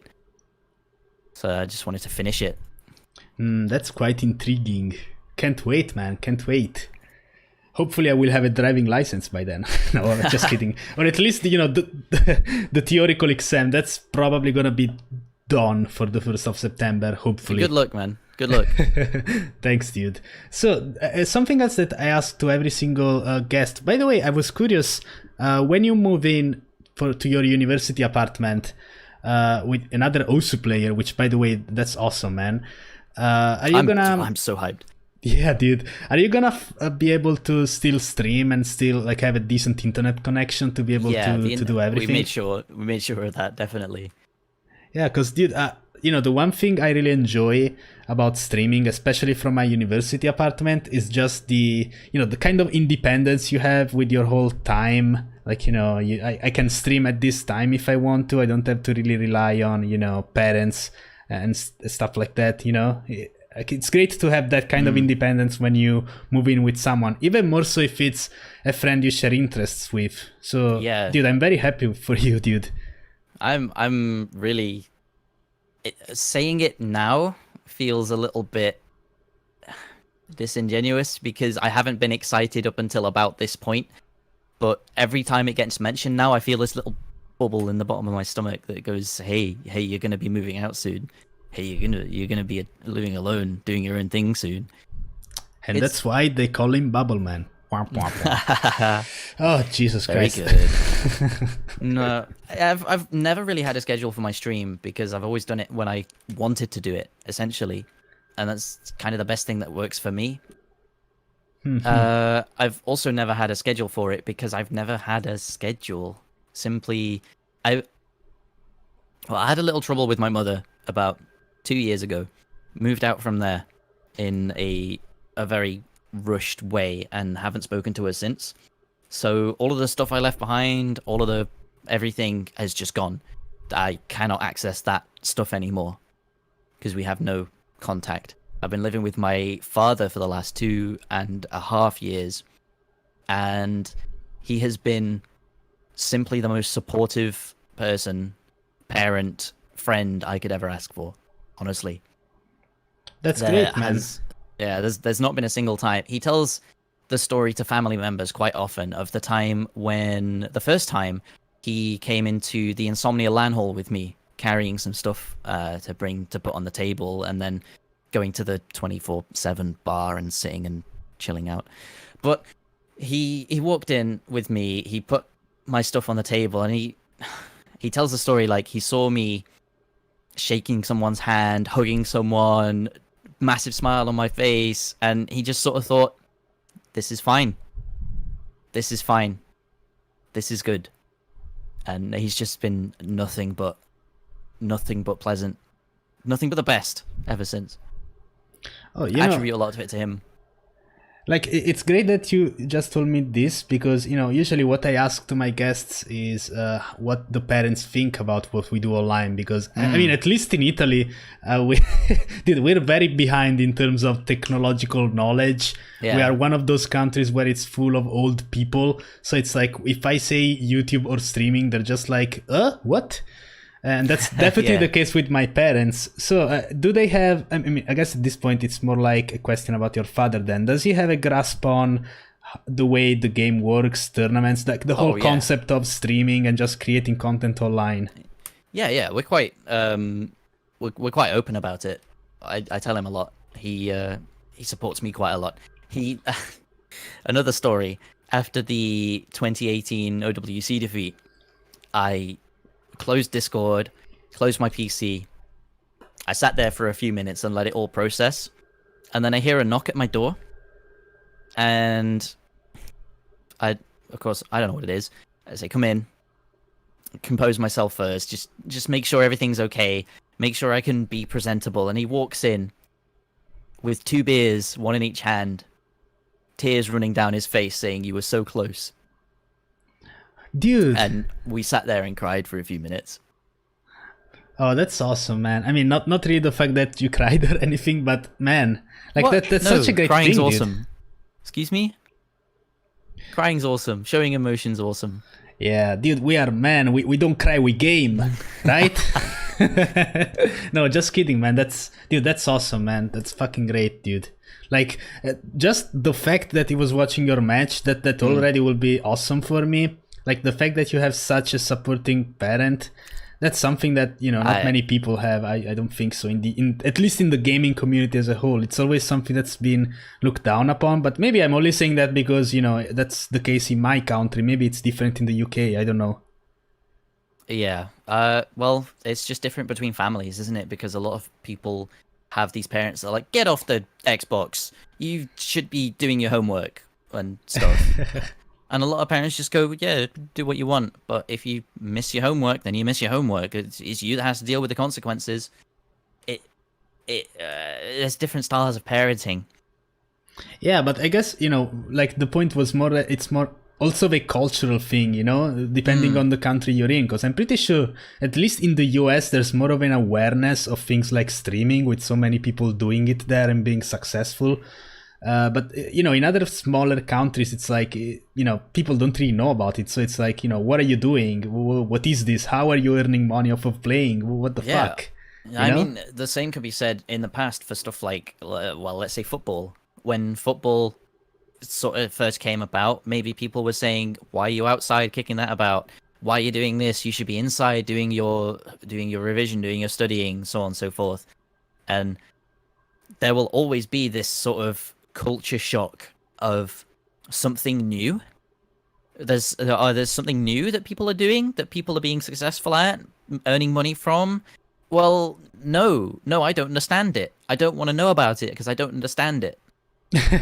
Yeah, I mean, I guess that's what's happening right now with new social media like TikTok, probably, where people actually make money off of that. And it's like, what do you mean? I don't want to hear it. I don't understand. I don't want to understand. And then there's a completely different type of person. And again, they've always existed, where they go, okay, what is it? How does it work? Can I understand this with you? You know? I feel like I don't feel like there's a culture of it. I feel like maybe it's a bit more prevalent in some cultures. It's just person to person. It's this aspect of being open-minded and being open to learning new things, because as we get older, and I mean, everyone will do it. Everyone will have this moment where they say, "Oh shit, I've just completely blanked something. I don't understand it. It's scary. It's new." Yeah. I mean, that probably applies to later in life, but even now, how far things are evolving, like they're evolving so fast, social media is nuts. Like, even I don't understand TikTok after, but then, I talk to people and maybe get a bit of perspective. It's all very strange. My sister messes around on it, and I leave her to it. I don't want to engage, but if there's two different types, there's two different schools of thought, where some people go, don't care, not my type of thing, leave it away from me. And there's the people who will go, okay, this is cool. What's it about? What do you do? How do you make them? So on and so forth. And they'll get into it. You see these parents dancing about on TikTok with their kids, flossing and all this sort of stuff. Yeah. And they're the cool dads. They're the cool mums. Then the other parents, oh, this is stupid. Fads are stupid. I know I had fads when I was a kid, but that was when I was a kid, and I'm not a kid anymore. And you're a kid, but you're my kid, so don't do fads.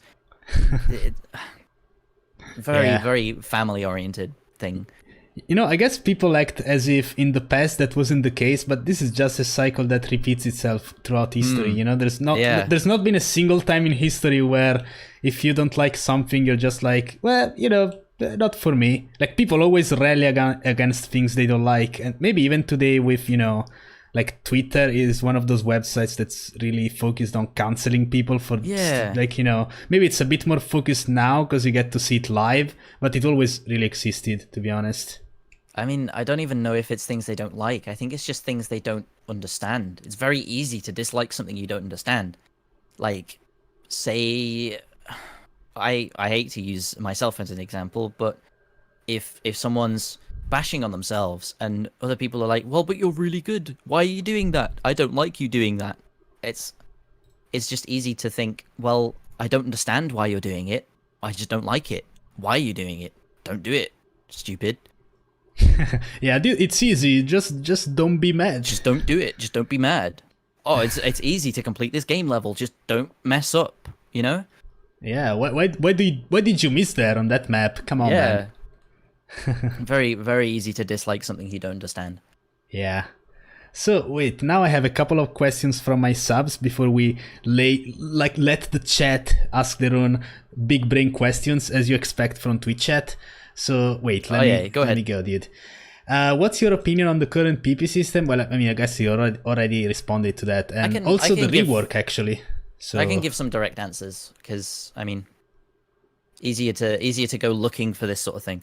But yeah, PP system is sort of very combined when it should be fractured, and I think the rework PP system is again combined where it should be fractured. I think there should be different systems for everything. Like a system to calculate aim, a system to calculate streams, a system to calculate speed, so on and so forth, because then it will give a much fairer reading of something. And then you can compete in those separate aspects. I think that's what the game's missing. Do you think there should be leaderboards too that are like differentiate it like that? So there's a name leaderboard you can aspire to get on top of, and then stream leaderboard and stuff like that? I think that. I've thought for the 6 years I've been playing this game that there should be an overall leaderboard of combined standard, Taiko, catch, and Mania PP. Because why isn't there one? It's Osu, after all. It's the end of the day, it's Osu. There's different game modes, but it's still the same game. So why isn't there a best player at the game rather than a different mode? Yeah, I think the best player would be Crystal in that case, right? Or maybe Electro? Crystal, Electro, there's a player... Oh, I can't remember his name, but there was a Korean player who had 10k in every mode except Taiko, I think. Or was it catch? Oh, I can't yeah. remember. Oh, yeah, maybe... Oh, shit, dude. Oh, no, it wasn't called Spectator, I don't think. No, not Spectator. There's a Japanese player that has 10k in every mode as well, pretty much. Haga? So, no, it's a Japanese Mania player mainly. He used to play for accuracy on 7k. No, not Snowwind? Was it Snowwind? Oh, maybe. I can't remember. Well, anyway. Either way, valorizing those people that are good at everything would be quite cool. Yeah. So, the next question is, if you could change a single thing in Osu right now, what would it be? And for the sake of the question, it's you can't say the PP system. Oh, if I could change a single thing. I always think single thing questions are difficult because you have to spend time sort of stalling for time, talking about what... No, I'm kidding. Well, I can tell you already, mine will be the one thing I tweet every once in a while, which is basically the ability to have white approach circles and combo colors. Like, that's the one thing I would put right now. Oh, rate changing.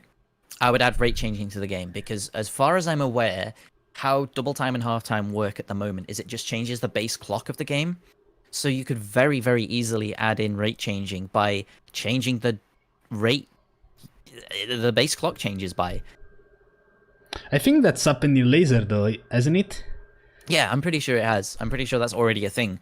But for stable, that's how I would change it. And in some senses, I would also change the multipliers for stuff. I would take rates and I would put 1.1 on 1.1 times multiplier, so on and so forth. And I would take Hard Rock and put it around about 1.2, maybe 1.25x, and I'd take Hidden and put it around about 1.15x if I would have to change the multipliers to add rate multipliers in. I just remembered about something that Idki told me once. Do you think that Hard Rock should be able to go above OD10? I really not sure. I'd say yes. But at the same time, you'd have to let it go above approach rate 10 as well. Yeah, that kind of makes sense, dude. But, dude, that's terrifying. Hard Rock on AR 10.6? Ooh. No, please. Yeah, no, that's scary. Dude, that's terrifying. I guess HDHR will be the norm then, most likely. Yeah, in fact, why is there a cap? Why is there an AR10 cap on Hard Rock? I don't know, dude. Why is there no D10 cap? And that's why DT is worth so much more. Because it would just change the map. In the original games, Wenda and EBA, it'd just change it, flip it, and it'd make it more difficult to be accurate and it'd make it appear faster. There wasn't really a cap that you would hit. Granted, that was because it was so far below our approach rate 10. But yeah, why is there a cap? That's a really good question. That's something you'd have to think about. Damn. We are going like galaxy brain here. No, above really and beyond, question. dude. I need to ask that to Peppy if I ever get him here. Why? Why, Peppy? Why did you do that? That's a really good question. So, I mean, dude, this is incredible because I got this question a couple of days ago, but somehow it's more relevant today than any other day. Are you surprised about the cheaters? I am waiting with bated breath for a wave 2. Oh boy, let's go, dude. The real gamers who are able to play everything will eventually rise up. Yeah, I'm really curious to see whether there's going to be a wave 2. Yeah. If there is, and I'm right with suspicions that I have, then cool. If there isn't, and I'm wrong with suspicions that I have, I will apologize to the people I was suspicious about. Well, I mean, you can just keep your suspicious private. But yeah. That's nice.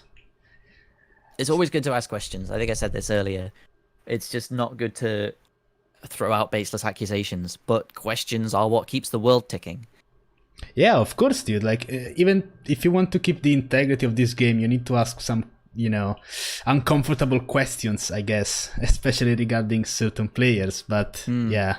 So now, chat, you are free to fire your own questions. But before you guys ask the same usual thing you always ask, I'm gonna get that out of the way and ask you, Bubbleman. Do you prefer ketchup or mayonnaise? Ketchup. Ketchup? Ketchup. Oh boy. That's bad. It's bad. Why is that bad? Okay, so hear me out on this one. I used to love ketchup, okay? And then when I passed the age of 12, no, just kidding. When I went to the Netherlands, I understood how mayo is fucking great if you have good mayo. So, I guess it really depends on the thing though, because at least on fries, I think mayonnaise is better. But maybe ketchup fits better in some other things, if we want to put it that way. Sure, there's something to be said about culture differences in this. Maybe not in everything else we've talked about, but there is culture differences, I am certain, of ketchup and mayonnaise. You can do questionnaires through different countries and get completely different results from two neighboring countries of what they prefer. I know the UK has a preference to ketchup, and I'm pretty sure that a lot of other places have a preference to mayonnaise. Yeah, definitely. Like in the Netherlands, it's 100% mayo. Like people don't give a shit about ketchup. But maybe in the UK, with you guys cooking standards of a toasted sandwich or however the fuck that's called, maybe you prefer ketchup. sorry. Oh god, I always joke with Dong about the British cuisine. Okay. So yeah, that's I just like to do that because of course I'm from the great land of Italy. Do I really have to tell you about our food? Come on. I can. Never been. We want to go one day, but never been. Yeah. All right. So, thoughts on the current PP rework? He already answered that. When you were brand new, how did you balance maintaining your accuracy, consistency, against pushing your limits? How did you know when to ramp up the difficulty? I just kind of played. I just played. I played for PP. That's it. I played no more for PP. He's a farmer, guys. Who am I talking to?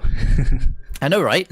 It's completely separate from what you would think. But no, I always recommend to people, if you're a lower rank or if you're underranked or whatever, play for PP, because while we bash it, while we hate it, the system rewards mechanics. And to be a good player, you need mechanics.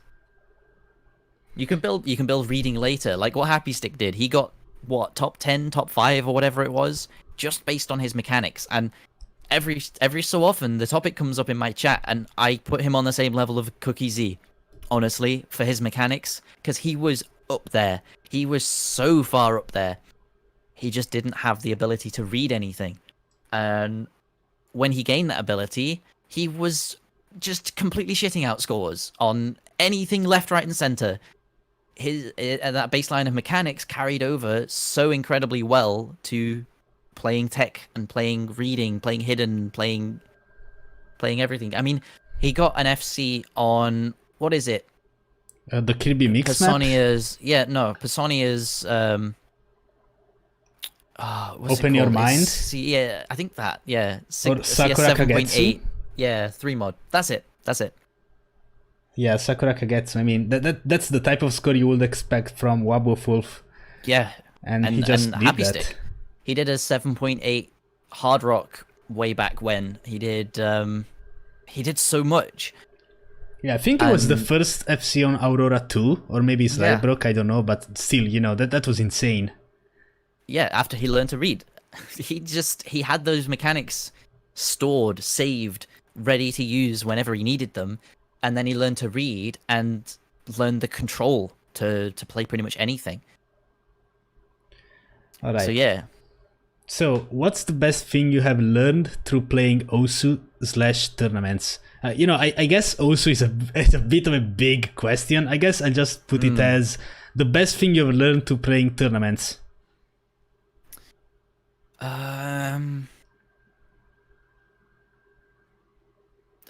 Well, any answer I could give would be cliched, wouldn't it? But not to give up? Question mark. Damn. Okay, you go down 6-0, you go 6-7. There's still that window of opportunity. And then if you lose 7-0, it's, well, you just got dominated, didn't you? It's whatever. Yeah. There's Speaking of always which, something you can do. Like, I'm wondering how OWC will go this year. Is there gonna be any domination? That's a topic. That's a big topic. I talk about it on stream a lot because it gets brought up because of, I guess, the pedigree the UK have built up over the last few years, and how Carthy and Spare are gone now, and Morgan getting banned recently, which I was very disappointed about. I was going to have a big argument with the OSU staff if he wanted to play, because his unban date was the 23rd of October, or the 22nd or something, and the qualifiers weekend is the day after he got unbanned. So technically, very, very technically, he could have played qualifiers because his tournament ban was expired by that time. However, now he can't because he's banned. So whatever.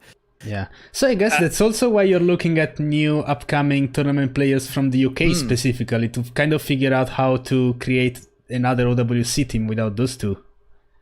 The second circle tournament was good.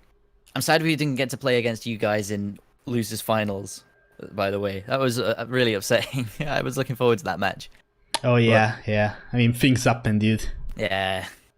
Oh well. Yeah. But the team I put together, the 4 players that I chose to play with in that, really shone. And it occurred to me that a lot of the pools were Germany favored in that tournament, because there was a lot of speed, there was a lot of stamina, there was a lot of space streams. And when you look at their players, there's Dustis, Umbra, Okinamo, Halo for coverage everywhere else. You get this sort of feeling that they're kind of going to win on every pool anyway. Not that... Right. Disclaimer, not that I care. We lost fair and square. However, yeah, we gave them a big run for their money on what they were expected to win on. We lost 7-5, which I'm proud of. I think we can do a lot better when the pool is not Germany favored, and when we have the other 3 players that we can take to play with. Because we had a few little weak areas. Yeah, like I'm really looking forward to OWC this year, because I think it's gonna be a bit more exciting, if so to speak, because it's not gonna be as dominated, I don't think, from the US either, because they're missing key players too. We could have an hour-long discussion about OWC if you want, about my expectations and stuff. Yeah, I'm hyped for it. I'm hyped for next year's OWC. And the reason I'm hyped for next year's is because this year we have a completely fresh roster with a couple of returning faces. But this year we're kind of going in as underdogs. We're going in and saying, yeah, this is what we can do right now.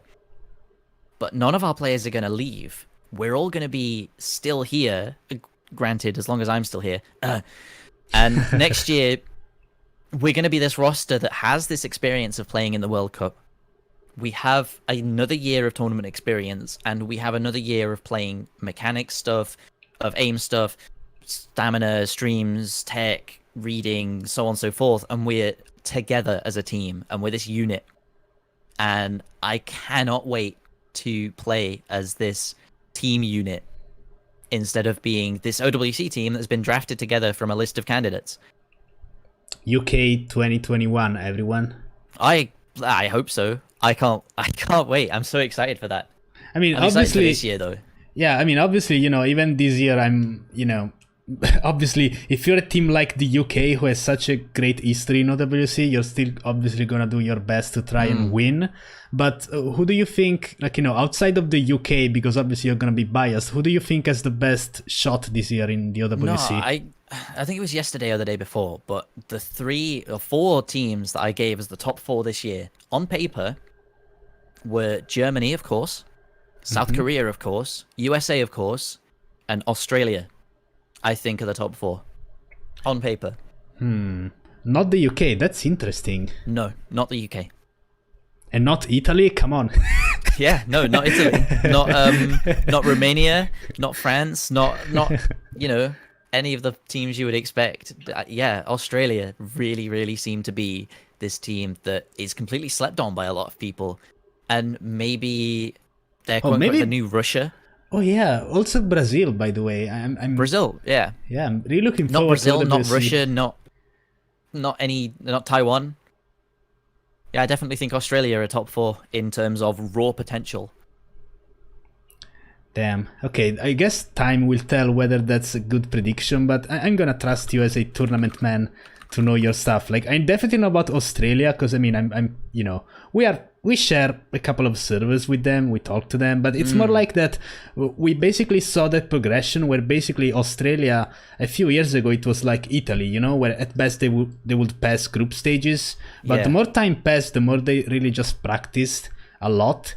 And even last OWC, they went really well. So I'm wondering what will happen now with some new faces, some new players, very promising, like, Machine, or maybe even just... Yeah, Machine's incredible. Jordan the Bear's incredible. He deserves to be top 50, not to be suffering in the top end of page 2. Secret Box, Doomy, controversial, but Emrek, he is looking to be really good in tournaments. I feel like he's gonna pop off if he gets given the opportunity to. Yeah, I mean, I saw him during the Australian tournament. He actually performed quite well. So, I mean, Ugati as well, the staple. He's been the longest serving on the team. Yeah, it really makes me wonder whether, I guess there are those people that really just get high in rank thanks to their abilities to play jump maps, but their skill set might be hidden by the PP system. Like, people may not expect Emrek to be able to play certain types of maps, but maybe he does. Same thing for Whitecat, I suppose, even though now we know that he can play everything though. I mean, also players like Rairiku, you've seen him in Rubber Conquest quite a few times, or that relative level of team, and he's performed at the level you would expect him to in that sort of team. They're really gonna gun for it this year, I think. I think they have the biggest power spike in roster, honestly. All right, so last question for today will be, who was your inspiration when you were new to the game? And I'm gonna, I want to make this interesting, so you can say, for example, Cookiezi or Wabufulf. My inspiration when I was new to the game, yes, was a player called Air Project. Air Project? Air Project. Is that like a very old player, or am I supposed to know that person? No, would be very surprised if you did know him. That's in my eyes, he was the first D-ranker tournament player. Ooh. And I mean, people maybe had come before him or come after him, and he wasn't a D-ranker just to play tournaments. In fact, the first tournament he entered was entered with me and a team of players that we put together from a stream I used to watch. And he was a player hovering around rank 1.3 to 1.7k. And every time he reached around about the back end of 1k, he'd farm up to the top of it and then decay back again. But he always used to hang out in multiplayer. And he'd just play. He'd play maps, any mod, any speed, 5, 6 stars, and every time he'd just win the multiplayer. Hands down, any map type. He'd just win. Full stop. And that was my inspiration. That's really the source of me becoming a tournament player, was seeing how well he played the game. It wasn't about, oh, he was a high rank, wow, or he was this, he was that. He just played super well. In fact, on my user page, you see tournament performances. Under the team section, it's the first team tournament I ever entered, was the first tournament I entered.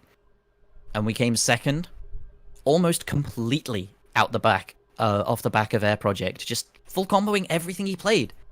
And the first place team was actually the Brazilian team of players. Maybe you know Heinzen, Senior Sky player. Yes. I think Akane Yuki was on there. There was no Mouse Easy yet.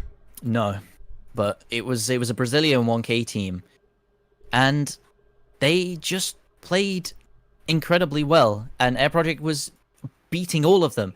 The really sad thing is the rest of us couldn't keep up because I was ranked 2.5k at the time. The next highest ranked player was about rank 5k, and then there was a rank 10k, and then there was a rank 20 something k. None of us could really keep up with the pool, and it was mid 5 stars. That's how much the tournament scene's progressed. But yeah, he was incredible. He just played anything, full comboed anything. And Osu, he played Osu. He didn't play the ranking system, he played Osu, and that's why I loved him. Damn, that's an unexpected response. Also because, I mean, I guess I know way less than I expected, because the very first D-ranker, the poster child for that kind of practice, has always been, at least to me, Digital Hypno. But I guess, you know, Air Project, I wouldn't really call him a D-ranker, just literally an Osu player. Yeah, they've always existed. It's a really funny thing. D-rankers, quote unquote, have already always existed. They just haven't been tournament focused. I feel like there's people who haven't played the ranking system, mostly from the Asian countries, interestingly. They just don't play the ranking system. You can still see it. They don't de-rank, quote unquote. They just play the game and have fun and get good at it. That's awesome, man. So now I guess you can, obviously you guys, I mean, do I really have to tell you who Bubbleman is? Are you honestly not following me on Twitch? Like, are you not following Bubbleman on Twitch? What's wrong with you, dude? Go do it now. Go subscribe to his YouTube channel, because a new video is coming soon. Trademark. But yeah, man, you are free to promote anything you want. Dude, I'm really looking forward to your streams, especially when you're gonna have, like, I don't know, because you told me you obviously have a good place you're at right now, especially with your family and whatnot. So I don't know how much of a difference it's gonna make when you move out. But I mean, it's always gonna be very refreshing to see you in a different space and see you in a different stream environment, you know? Yeah. Hopefully, once I get that uni schedule for the first year, I'll be able to plan streams around that, and maybe there will be a schedule that goes up on my page. Who knows? It's kind of the plan that I hope that happens. So come September, October time, maybe there will be a stream schedule. So maybe look out for that. But otherwise, yeah, just keep enjoying the game. That's all I want to promote. All right, man. I mean, that's always been your words at the end of your also gameplay videos. Please enjoy game. Made famous by the great Rarucci. Ah, yes, man. Yes. I feel Spread the word. Yeah, I feel like he was just that one player you were talking about, you know? Just playing the game, basically. Yeah, that's exactly it. All right, man. Dude, it's been a pleasure having you here. It's been an honor being here. And I'm really looking forward to your new videos and projects and scores, badges. Dude, I can't wait for that. And I wish you the best of luck in uni, man. Yeah, you too. You too. Good luck with your driving license and everything Hopefully. you choose to pursue. I'm sure it'll go well for you. Yeah, hopefully I don't drive over anyone. All right. Yeah, right. Yeah, we don't talk about that, okay? All right. Only people who deserve it. All right, man. Have a good one, dude. Thank you very much.